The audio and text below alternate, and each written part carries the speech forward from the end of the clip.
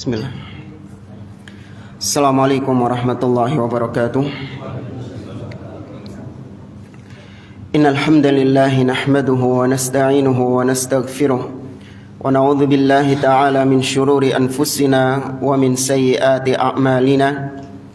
May yahdihillahu fala mudilla lahu wa may yudlil fala hadiya lahu.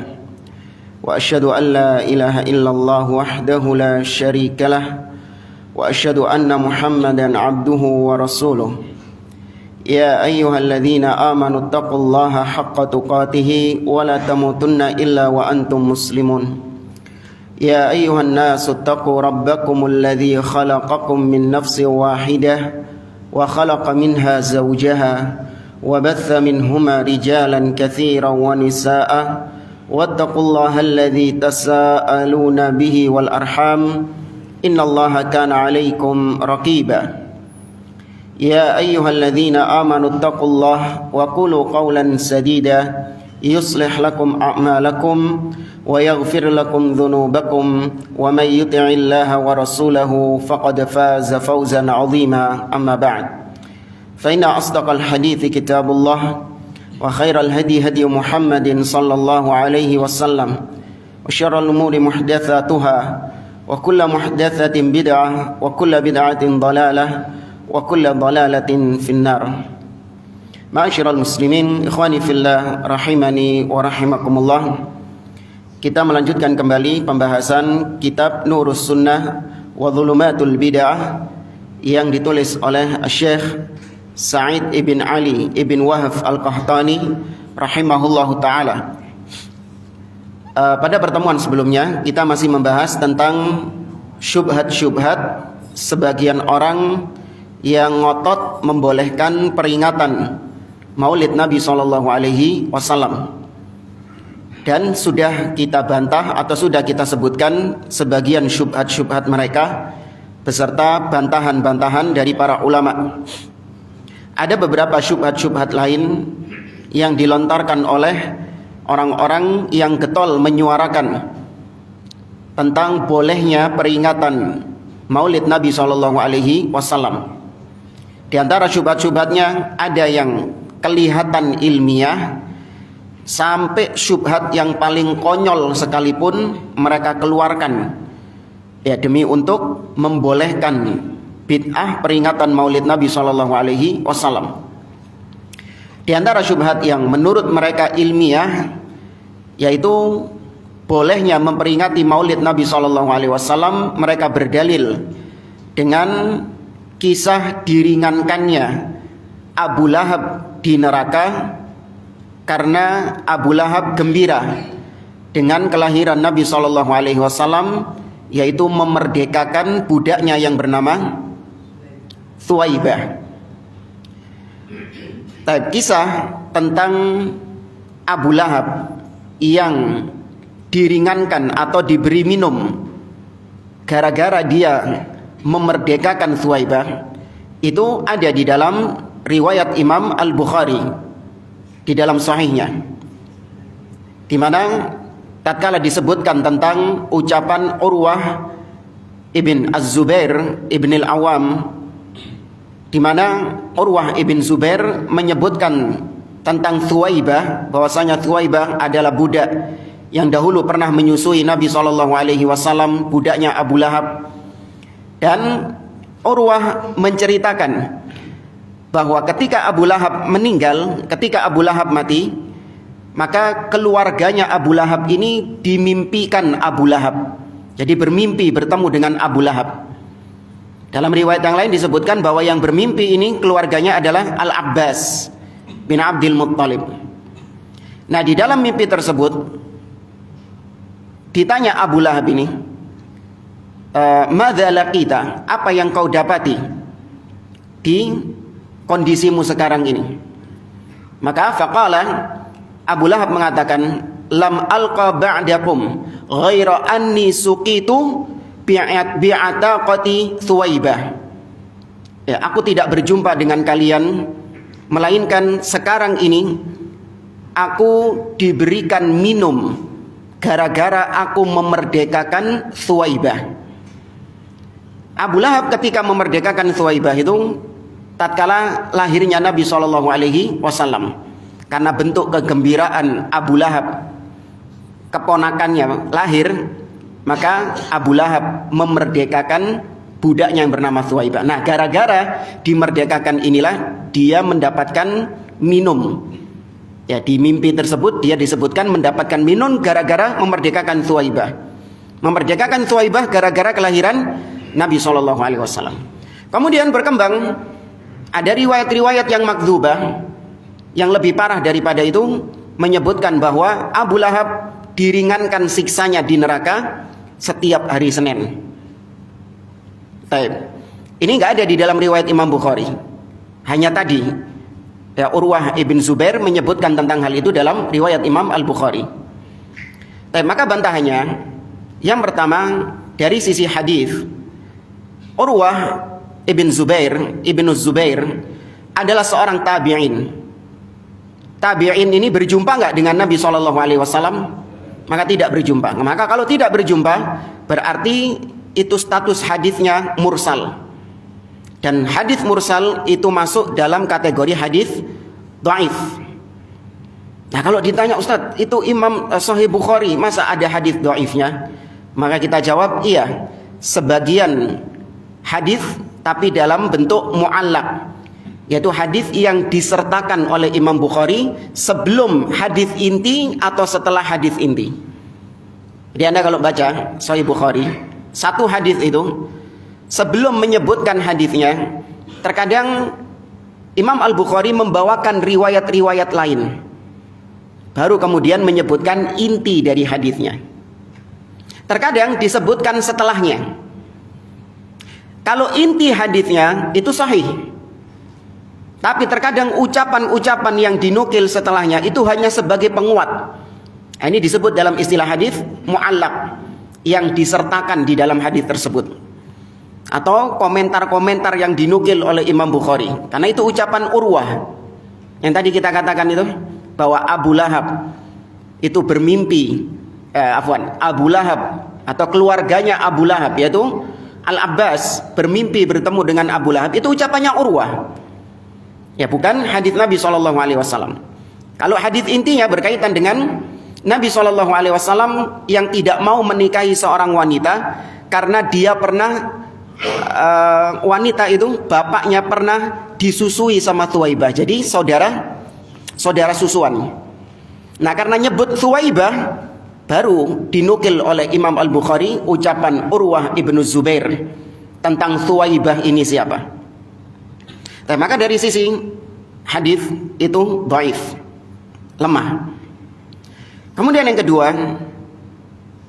para ulama khilaf tentang Thuwaibah ini. Tapi kalau kisahnya sahih, Thuwaibah menyusui Nabi SAW, itu dinukil oleh banyak para ulama sahih. Hanya saja para ulama khilaf, apakah Thuwaibah yang menyusui Nabi ini, mantan budaknya Abu Lahab ini, apakah dia masuk Islam atau tetap dalam agama kesyirikannya? Ada khilaf di antara para ulama. Kemudian berikutnya, taruhlah tanazzulan, andai kata seandainya kita terima riwayat tersebut, bahwasanya Abu Lahab memang diringankan siksanya gara-gara memerdekakan Thuwaibah. Maka yang jadi pertanyaan, berdasarkan apa? Ya, berdasarkan apa? Kisah tadi itu mimpi. Dan mimpi bisa nggak dijadikan sebagai dalil? Nggak bisa. Ya, namanya mimpi tidak bisa menjadi dalil. Maka bagaimana kau bermimpi? Bagaimana kau menjadikan mimpi sebagai dalil di dalam agama untuk mendukung perbuatan Maulid Nabi SAW? Kemudian bantahan berikutnya, Abu Lahab ketika memerdekakan Thuwaibah itu karena dasar cinta Nabi secara agama atau cinta yang tabi'i.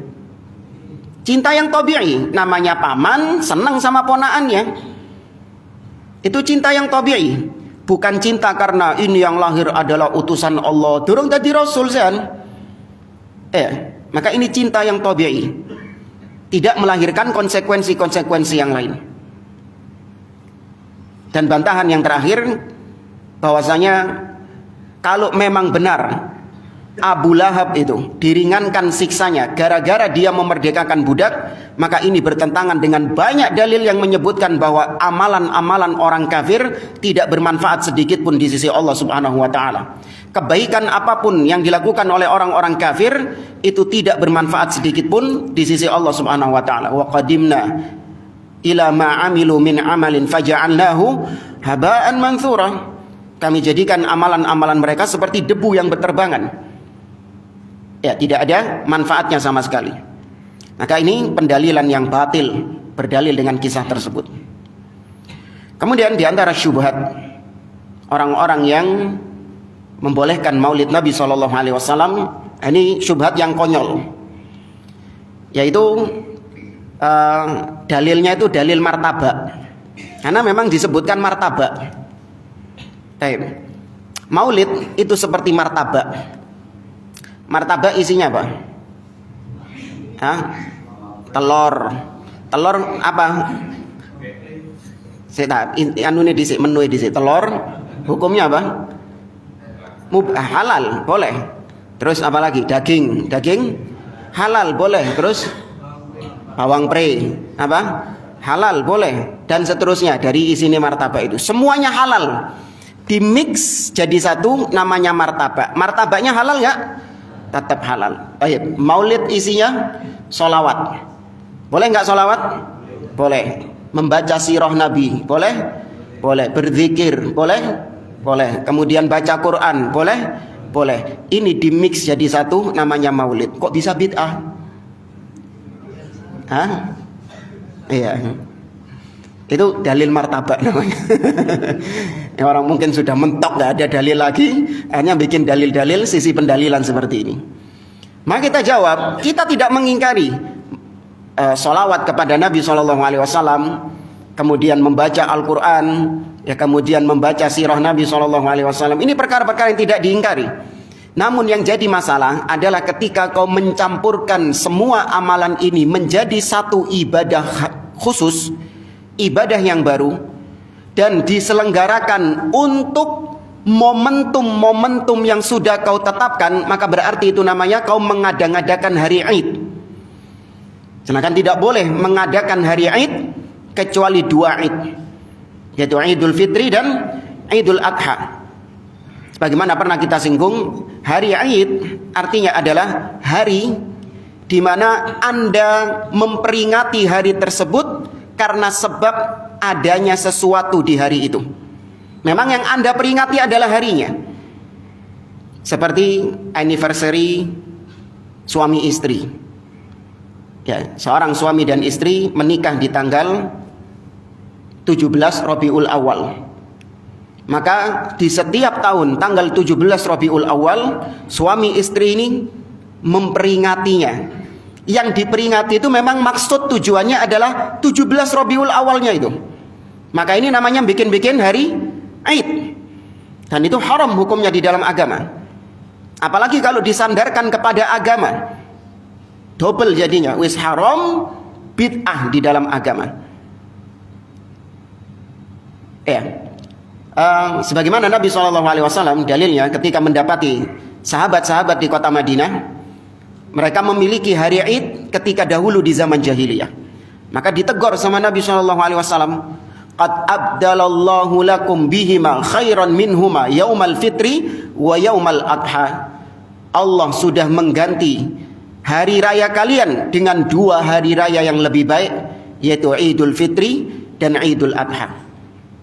Ya, maka masalahnya adalah mereka menjadikan hari Id. Kalau mereka mengatakan, Ustaz, sama kayak antum mengkhususkan hari Kamis sama hari Sabtu ba'da subuh untuk pengajian, ya enggak? Atau daurah di hari Ahad. Setiap hari Ahad pekan pertama antum mengadakan pengajian. Bukankah itu sama saja dengan hari Id? Maka kita jawab beda. Karena ketika kita menentukan pengajian hari Sabtu, apakah maksud kita adalah untuk mengagungkan hari Sabtunya itu? Nggak ada. Ya memang kita adanya hari Sabtu, ya sudah kita pakai. Nggak ada urusannya mau hari Sabtu ini hari yang bertepatan dengan ini, hari yang nggak urusan. Yang penting kita kosongnya hari Sabtu, ya sudah kita pakai kajiannya hari Sabtu. Yang haram itu ketika kita memang sengaja hari Sabtu dengan meyakini hari Sabtunya ini punya apa? Punya keutamaan, karena hari Sabtu ini ada peristiwa bersejarah yang terjadi, yaitu peristiwa ini. Maka untuk memperingati hari Sabtu ini kita mengadakan pengajian di setiap hari Sabtu. Nah, ini baru namanya mengadakan hari Aid, dan itu nggak boleh. Maka ini dalil martabak, dalil yang konyol. Kemudian di antara syubhat mereka adalah mereka mengatakan peringatan Maulid Nabi SAW itu sudah pernah sih disinggung di pertemuan yang lalu. Mereka mengatakan itu bukan ibadah, tapi itu adalah strategi di dalam berdakwah. Maka sudah terbantahkan bahwasanya kalau itu bukan ibadah, maka kita tanya, apakah orang-orang yang ikut Maulid Nabi SAW mendapatkan pahala di sisi Allah? Apakah kalian ketika menyelenggarakan Maulid Nabi SAW, apakah kalian meyakini bahwa Allah memberikan pahala kepada Anda? Maka jawabannya pasti apa? Iya, maka berarti itu ibadah. Iya. Kemudian mereka mengatakan Maulid Nabi adalah momen untuk mengingat sosok Nabi SAW kepada umat manusia. Kenapa para sahabat kok mereka tidak merayakan, mengadakan Maulid Nabi SAW? Karena para sahabat orang-orang yang sudah ingat sama Nabi.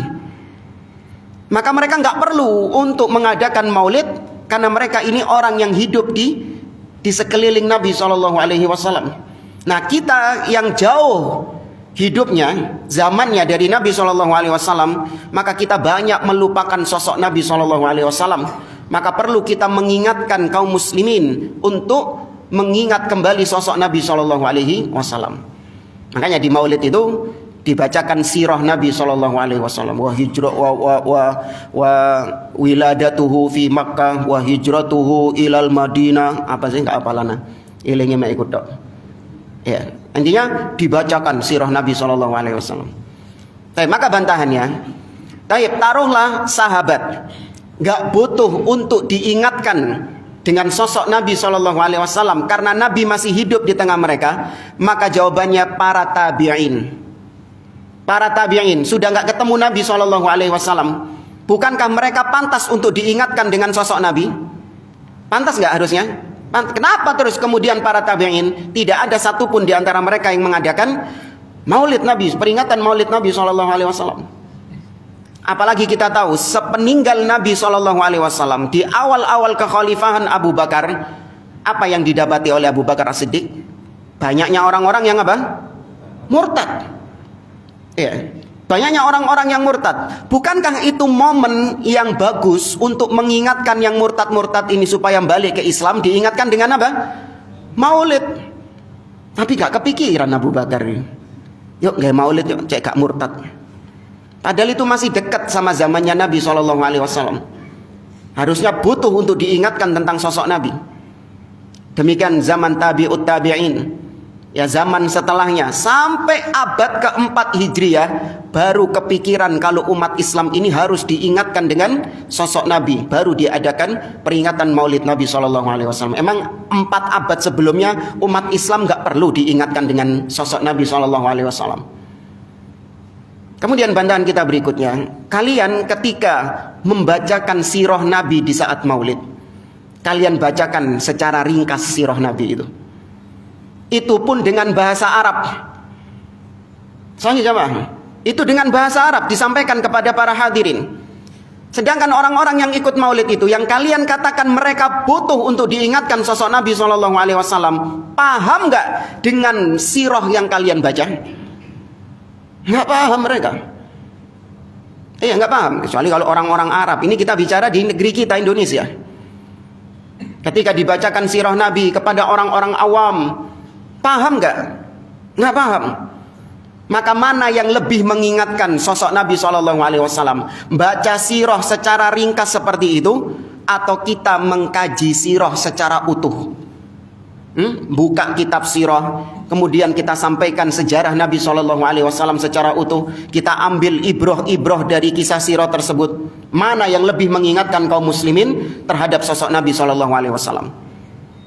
Apalagi maulid cuman setahun ya diadakannya, meskipun ada yang ngeles mengatakan oh enggak, kita tiap saat mengadakan maulid. Ya, ini akal-akalan dari mereka. Kalau memang kau serius ingin mengingatkan kaum muslimin tentang sosok Nabi Muhammad SAW, maka kaji kitab-kitab sirah kepada mereka. Kaji kitab-kitab sirah kepada mereka. Itu lebih mengingatkan kaum muslimin terhadap sosok Nabi SAW. Dan kemudian di antara syubhat mereka, ada seorang dai kondang di negeri kita yang pernah beberapa waktu yang lalu emosi. Kurang lebihnya dia mengatakan, antum kalau mengatakan maulid bid'ah, maka antum yang bid'ah. Ya. Saya kadang, kurang lebih kata dia, saya kadang gemes atau emosi sama orang yang bikin analogi tentang maulid itu, zaman Nabi nggak ada coret, sahabat coret, tabi'in coret, tabi'ut tabi'in coret, kemudian zaman imam madhab yang 4 nggak ada coret. Ya, zaman kita maulid ada centang, berarti bid'ah. Kata dia, antum kalau menggunakan kaidah seperti ini, menggunakan cara seperti ini, itu fatal katanya. Apa yang dicontohkan sama dia?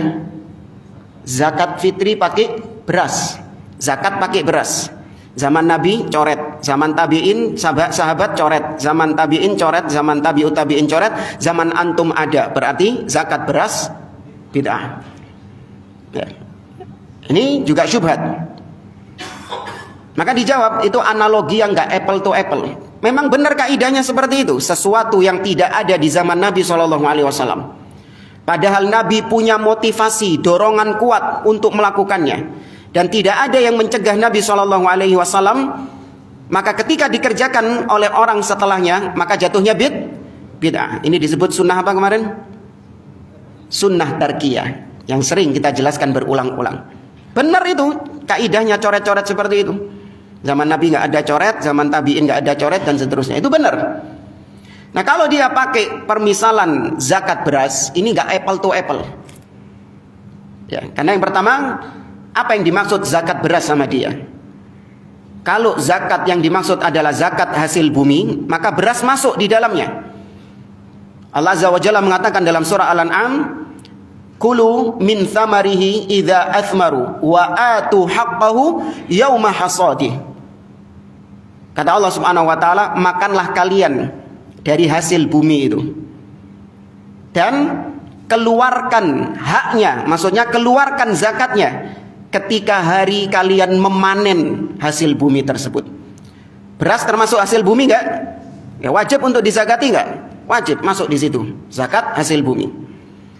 Kalau yang dimaksud sama si ustadz tadi adalah zakat fitri, zakat fitrah, maka beras masuk dalam keumuman hadis Nabi SAW, yaitu dari ucapan Abu Sa'id Al-Khudri radhiyallahu ta'ala anhu. Dalam riwayat Imam Muslim, Abu Sa'id Al-Khudri mengatakan, kunna nukhriju zakatal fitri sa'an min ta'am. Dahulu kami mengeluarkan zakat fitri satu sok makanan. Ya, berupa satu sok makanan. Makanan di sini mencakup beras nggak di dalamnya? Mencakup. Apalagi kalau kita pakai kaidah sunnah tarkiyah, maka beras ini, apa yang menghalangi Nabi untuk zakat pakai beras? Nah, itu tadi ada penghalangnya.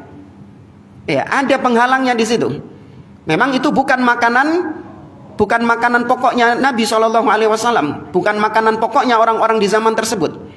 Mereka mengeluarkan zakat dengan tamar, ya, gandum dan yang semisal dengannya. Baik. Ikhwani fillah rahimani wa rahimakumullah. Sebagaimana yang kita sampaikan pada pertemuan yang lalu, yaitu syubhat sebagian orang tentang ucapan Syekhul Islam Ibnu Taimiyah rahimahullah ta'ala dalam kitabnya Iqtida' As-Siratil Mustaqim, yang kemarin kita singgung sebentar.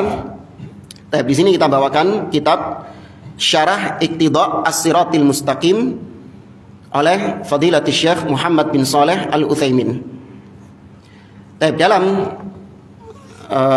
kitab Iqtida' As-Siratil Mustaqim ada kalimat dari Syekhul Islam Ibnu Taimiyah rahimahullah ta'ala yang sering dipakai oleh ahli bid'ah untuk mengatakan, menegaskan bahwa Ibnu Taimiyah membolehkan maulid Nabi. Karena kalau dilihat secara sepintas, seakan-akan memang kelihatannya Syekhul Islam Ibnu Taimiyah itu termasuk di antara golongan ulama yang membolehkan maulid. Tapi kita baca narasinya. Kata beliau, "Fata'dhimul maulid wa ittikhadhuhu mausiman qad yaf'aluhu ba'dun nas." Ta'zimul maulid, mengagungkan hari lahirnya Nabi SAW dan menjadikannya sebagai musim-musim tertentu yang diperingati. Qad yaf'aluhu ba'dun nas, telah dilakukan oleh sebagian orang. Wa yakunu lahu fihi ajrun, dan bisa jadi di dalamnya mendapatkan pahala. Orang-orang yang melakukannya mendapatkan pahala, ajrun azim, pahala yang besar. Kenapa? Li husni qasdihi, karena bagusnya niat orang tersebut, wa ta'zimihi li Rasulillah sallallahu alaihi wasallam, dan karena pengagungannya kepada Nabi sallallahu alaihi wasallam. Wes dipotong sampai sini. Tuh, Ibnu Taimiyah kalaupun Ibnu Taimiyah kau katakan dia ini termasuk orang-orang yang membid'ahkan maulid, tapi lihat sikapnya terhadap maulid. Tidak menyesat-nyesatkan, tapi menyejukkan. Nah kita jawab, pocon kabeh. Baca satu bab dari masalah ini yang dibahas sama beliau. Baca satu bab, biar kau tahu bagaimana sikapnya Syekhul Islam Ibnu Taimiyah terhadap peringatan Maulid Nabi SAW. Dan dilanjutkan di sini, kama qaddamtuhu laka, sebagaimana yang sudah aku sampaikan kepadamu sebelumnya. Di sini beliau mengisyaratkan bahwa ada ucapan yang sudah disinggung oleh beliau sebelumnya. Maka kita perlu merujuk, sadurunge ngomong apa sih Ibnu Taimiyah ini? Kok tahu-tahu berbicara tentang orang yang ikut Maulid Nabi, bisa jadi dia mendapatkan pahala yang agung karena niatnya yang baik dan karena pengagungannya kepada Nabi SAW. Maka kita kembali melihat ucapan beliau di halaman-halaman sebelumnya. Perhatikan di sini kata Syekhul Islam. Beliau mengatakan, wa kadzalika ma yuhdithuhu ba'dun nas.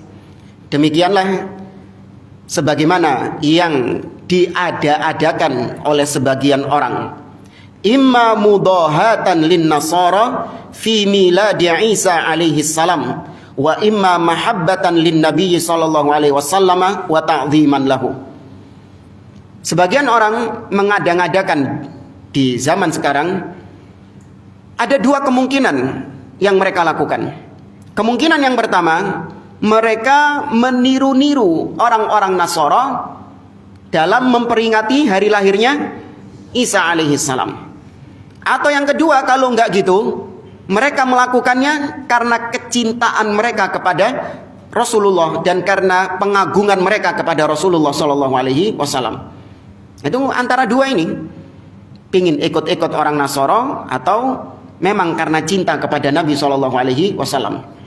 Wallahu qad yuthibuhum ala hadhil mahabbah wal ijtihad, dan Allah memberikan pahala kepada mereka ini yang bikin maulid ini karena kecintaan mereka kepada Nabi Shallallahu Alaihi Wasallam dan karena usaha mereka, jerih payah mereka, ijtihad mereka untuk mencintai Nabi Shallallahu Alaihi Wasallam. La alal bid'ah, bukan karena bid'ahnya.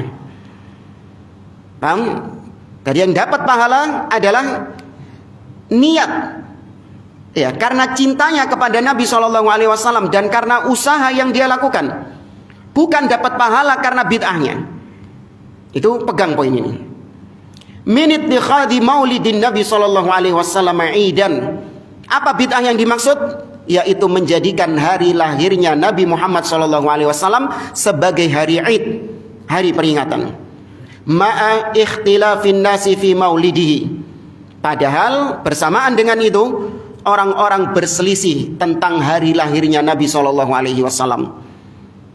Ya, sebagaimana pernah kita singgung, Al-Imam Ibnu Katsir rahimahullah dalam kitabnya Al-Bidayah wan Nihayah, beliau banyak menukil pendapat para ulama-ulama ahli sejarah, perbedaan mereka tentang kapan pastinya Nabi SAW dilahirkan.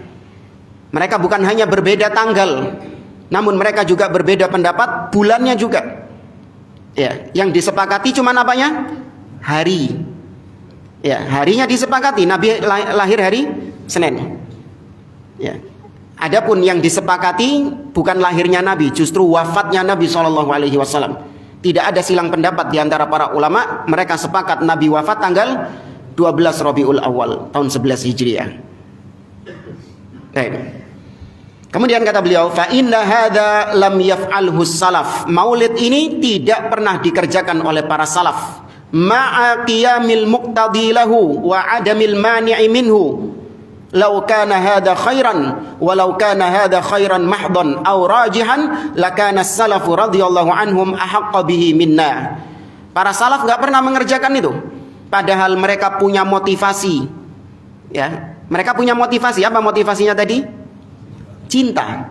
Mereka punya motivasi dan tidak ada penghalangnya. Seandainya memang peringatan Maulid Nabi itu baik, maka tentu mereka yang lebih layak untuk mengadakannya lebih dulu daripada kita. Fa innahum kanu ashadda mahabbatan li Rasulillah sallallahu alaihi wasallam. Karena para salaf itu cintanya sangat luar biasa kepada Rasul sallallahu alaihi wasallam. Makanya tantang orang-orang, mana yang lebih cinta Rasul, kalian atau para salaf? Yakin gak mungkin berani mereka mengatakan kita yang lebih cinta, gak mungkin. Ya, pasti mereka mengatakan para salaf. Tapi tadi mereka akhirnya ngasih kamuflase. Para salaf itu saking cintanya sama Nabi, mereka gak perlu diingatkan dengan cinta Nabi. Gitu. Kita yang gak cinta Nabi inilah yang perlu untuk diingatkan dengan Maulid Nabi. Ya, mereka ngelesnya kayak gitu. Fa innahum kanu ashadda mahabbatan li Rasulillah wa ta'dhiman lahu minna wa hum 'alal khairi ahras. Mereka sangat cinta kepada Nabi sallallahu alaihi wasallam dan mereka sangat bersemangat untuk melakukan kebaikan-kebaikan. Para sahabat itu berlomba-lomba melakukan kebaikan. Sampai-sampai dinukil Umar Ibn Khattab berlomba-lomba untuk menyaingi amalannya Abu Bakar As-Siddiq. Al-yawma usabiqu Abu Bakrin. Hari ini aku akan ngalahkan Abu Bakar As-Siddiq. Ya, ketika datang Umar Ibn Khattab kepada Nabi SAW, waja'a bi nisfi malihi, dengan separuh hartanya. Kemudian datang Abu Bakar bi kulli malihi, dengan semua hartanya. Itu para sahabat sifatnya itu, ketika ada peluang kebaikan dan mereka mampu mengerjakannya, langsung mereka masuk di situ. Nah, kayak kita, kalau kita apa? Kok seayus. Iya. Ya, kan ibadah itu banyak, nggak cuman itu. Yang lain itu banyak ibadah itu. Sahabat nggak gitu. Ada peluang ibadah dan mereka mampu, langsung masuk. Maka seandainya Maulid itu adalah bentuk ibadah kepada Allah, kebaikan kepada Allah Subhanahu wa taala, pasti para sahabat tidak luput dari itu. Wa innama kamalu mahabbatihi wa ta'zimihi fi mutaba'atihi wa ta'atihi wa tibai amri. Karena kesempurnaan cinta kepada Nabi dan pengagungan kepada Nabi adalah dengan mengikuti beliau, dengan taat kepada beliau dan mengerjakan perintah-perintah beliau. Wa ihya'i sunnatihi batinan wa zahiran, dan menghidupkan sunnah Nabi SAW yang bahasa baik, yang batin, secara batin ataupun nampak. Wa nashri ma bu'itsa bihi, dan menyebarkan agama yang telah diajarkan oleh Nabi SAW. Wal jihadi ala dzalika bil qalbi wal yadi wal lisan, dan berjihad untuk membela agama baik dengan hati, tangan atau dengan lisan. Ya, maka inilah jalannya para as-salaf, para sahabat Nabi SAW dalam mencintai mereka. Nah, di sini beliau menyebutkan banyak sekali tentang bid'ahnya Maulid Nabi SAW dari berbagai macam sisi. Nah, apa yang diucapkan oleh beliau itu nggak bertentangan sebenarnya. Ya, kalau kita lanjutkan ucapan tadi, yang pertama kita nukil itu, mengagungkan hari lahir Nabi dan menjadikannya sebagai musim-musim, maka ini dilakukan oleh sebagian orang. Wa yakunu fihi ajrun azim, dan bisa jadi di dalamnya pelakunya itu mendapatkan pahala yang besar. Karena li husni qasdihi, karena bagusnya tujuan yang dia inginkan. Wa ta'zimihi li Rasulillah sallallahu alaihi wasallam, dan karena pengagungannya kepada Nabi sallallahu alaihi wasallam sebagaimana yang aku sebutkan sebelumnya. Jadi sudah kita sebutkan sebelumnya. Nah, ini lanjutannya. Annahu yahsunu min ba'din nas ma yustaqbahu minal mu'minil musaddad.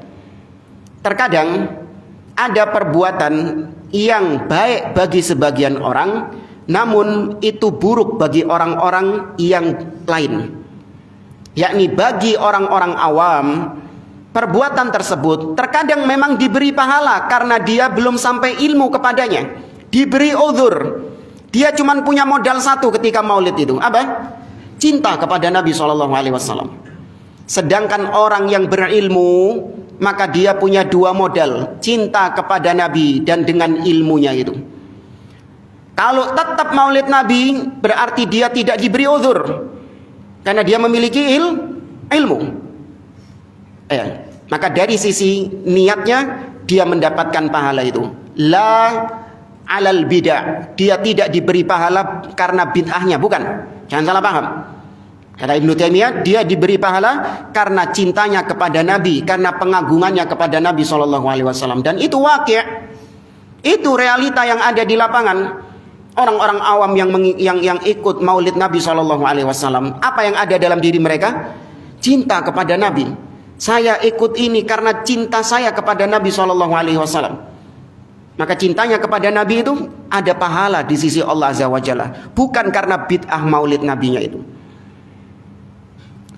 Ada hadis yang mendukung tentang hal ini, yaitu apa yang diriwayatkan oleh Imam Muslim tentang seseorang yang dia berpesan kepada keluarganya.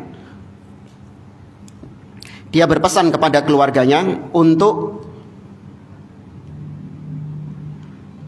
dia berpesan kepada keluarganya untuk membakar dia dan menaburkan abunya bukan dia di laut, atau pokoknya di hawa, di udara. Dari Abu Hurairah radhiyallahu taala anhu, Nabi SAW menceritakan, kana rajulun yusrifu ala nafsihi falamma hadarahul maut qala li banihi. Ada seseorang, kata Nabi SAW, dia ini banyak melakukan pelanggaran-pelanggaran di dalam agama, banyak bermaksiat kepada Allah Azza wa Jalla. Ketika datang sakaratul maut, di akhir-akhir hidupnya, dia mengumpulkan anak-anaknya. Maka sang bapak mengatakan, idza ana mitu fa ahrikuni thumma hanuni thumma dharuni fil rih au fil bahr au fil yammi. Kata sang bapak, wahai anak-anakku, nanti kalau bapak sudah mati, fa ahrikuni, bakar jasadku. Thumma hanuni, kemudian hancurkan. Ya, thumma dharuni, kemudian tebarkan abunya di udara, di laut, tebarkan abunya. Apa tujuannya? Fa wallahi la in qadira alayya rabbi la yu'adzibani adzaban ma 'adzabahu ahadan. Maka demi Allah, seandainya Rabbku mampu untuk menghidupkan aku kembali, maka dia akan menyiksaku dengan siksa yang pedih yang tidak pernah manusia disiksa seperti itu. Baik, orang ini mengingkari salah satu dari sifat Allah Subhanahu wa taala. Apa itu? Qudrah. Paham maksudnya ya? Dikira ketika tubuhnya dibakar, kemudian disebarkan kemana-mana, itu menjadi alasan bagi dia supaya Allah susah untuk menyatukan kembali tubuhnya, sehingga dia nggak akan dibangkitkan lagi. Ya, sehingga dia nggak akan dibangkitkan lagi. Kalau dia nggak dibangkitkan lagi, berarti selamat dari siksa, selamat dari azab, karena dia banyak berbuat dosa. Tapi kata dia, kalau Allah mampu untuk membangkitkan aku lagi, entek wis ana ini. Habis sudah ana ini. Disiksa sama Allah dengan siksa yang pedih. Maka berarti dia mengingkari kalau Allah itu ala kulli syai'in qadir. Ini kekeliruan enggak? Kekeliruan. Tapi motivasi dia itu melakukan demikian karena takutnya kepada Allah Subhanahu wa taala. Perhatikan, dia mengingkari sifat Allah, ini keliru. Namun yang mendorong dia melakukan itu adalah al-khasyah. Takutnya dia kepada Allah Subhanahu wa taala. Takut kepada Allah ini baik atau buruk? Baik. Perhatikan di sini kelanjutannya. Falamma mata fu'ila bihi. Ketika orang ini meninggal, maka dikerjakan sesuai dengan wasiat bapaknya. Ini mungkin anaknya nggak tahu hukumnya. Kalau antum dapati seperti ini, jangan dijalankan wasiatnya. Oke? Jangan dijalankan wasiatnya, nggak boleh. Ini anaknya nurut aja. Fa amarallahu al-arda faqala ijma'i ma fiki minhu. Ketika dia mati dan dilakukan seperti itu, dibakar, ditebarkan abunya. Allah hanya mengatakan kepada bumi, ijma'i ma fiki minhu, wahai bumi, klumpukno iku abune wong iki mang. Kumpulkan semua abunya ini. Fafa'alat, maka bumi pun mentaati apa yang Allah perintahkan kepadanya. Dikumpulkan semuanya. Susah-susahnya jamaah. Allah ala kulli syai'in qadir. Antum bisa bayangkan, anak ketika baca hadis ini bayangkan. Ini abu dimakan sama ikan. Ya kan, di laut. Kemudian ikannya ditangkap sama nelayan. Kemudian antum beli, manusia beli ikan itu dan dimakan sama manusia itu. Yang makan abu, ikan makan abu tadi di laut itu, dituku ambil uang pabean gini. Terus dimakan sama manusianya. Nah, manusianya makan, mengeluarkan kotoran, dimakan sama lele. Lelenya dimakan lagi sama manusia. Ya, abunya kemana terus? Oh, wis sembuh kan, Ya, maka Allah yang mengatakan kumpulkan abu itu. Langsung Allah ala kulli syai'in qadir. Dengan bagaimanapun kaifiyah Allah azza wa jalla mengumpulkannya. Fa idza huwa qa'im, setelah itu dia pun bangkit. Ini sudah hari kiamat ini. Dia bangkit orang ini. Kaget dia, isok tibakno diuripno maneh. Faqala, maka Allah mengatakan kepada orang ini, ma hamalaka ala ma sana'ta. Wahai fulan, apa yang mendorongmu, yang memotivasimu untuk melakukan perbuatan tadi? Perbuatan yang kau lakukan, disuruh bakar, kemudian diabu. Kenapa kau melakukan itu? Kata Allah. Maka orang ini mengatakan, ya Rabbi khasyataka hamalatni. Wahai Rabbku, aku melakukan itu karena takutku kepadamu. Ya, karena takutmu kepadamu. Lihat, Allah mengatakan, Nabi mengatakan faghfara lahu. Tapi ternyata orang ini diampuni sama Allah Subhanahu wa taala dan masuk ke dalam surga. Padahal mengingkari sifat Allah Subhanahu wa taala. Ya, tapi karena alasan dia mengingkari sifat Allah itu adalah karena takutnya dia kepada Allah, ya sampai dia rela nyuruh anaknya bakar dirinya dan buang abunya, itu semua keliru. Tapi dorongan kelirunya itu karena takut kepada Allah Subhanahu wa taala. Maka takutnya kepada Allah menyebabkan dia diampuni sama Allah Subhanahu wa taala. Itu mirip dengan Maulid tadi. Dia melakukan kekeliruan, yaitu berupa bid'ah Maulid Nabi SAW. Tapi dorongannya karena apa? Cinta kepada Nabi. Maka yang dapat pahala cintanya ini. Ya, itu pun karena dia orang yang jahil, orang yang enggak mengetahui. Adapun orang yang berilmu tetap tidak ada uzur baginya kalau dia tidak meninggalkan bid'ahnya tersebut. Nah, jamaah rahimani wa rahimakumullah, sebenarnya banyak lagi beberapa syubhat-syubhat, tapi yang tersisa mungkin syubhat-syubhat yang konyol. Sampai ada yang pernah bilang enggak perlu dalil untuk cinta Nabi SAW. Ada yang pernah bilang kayak gitu. Ya, nggak perlu dalil mencintai Nabi itu, nggak perlu dalil. Artinya apa?